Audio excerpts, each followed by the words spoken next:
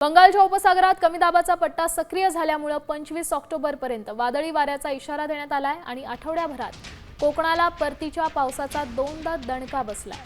अरबी समुद्रातही याचा प्रभाव जाणवतोय। रत्नागिरी किनारपट्टीवर समुद्र खवळलेला आहे। मेघगर्जनेसह जोरदार पावसाची शक्यता वर्तवण्यात आली आहे।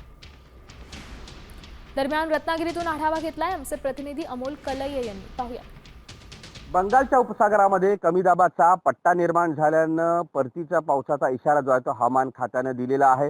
रत्नागिरीमध्ये गेल्या 2 ते 3 दिवसांपासून परतीचा पाऊस अक्षरशः झोडपून काढलेला आहे।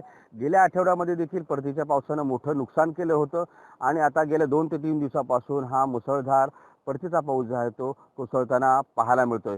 पुढचे 3 ते 4 दिवस हा परतीचा पाऊस पडेल असं देखील हवामान खात्यानं म्हटलेलं आहे।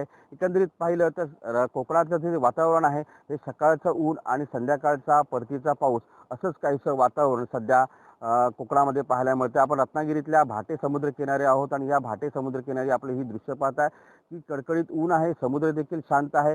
मात्र संध्याकाळचं चित्र हे पूर्णपणे वेगळं असतं। संध्याकाळी मुसळधार पाऊस हा मेघगर्जनेसह पडतो। गेल्या आठवड्यात देखील मुसळधार पाऊस पडला होता आणि त्यामुळे मोठं नुकसान जे आहे ते बळीराजाचं झालं होतं। अमोल कले, साम टीव्ही, रत्नागिरी।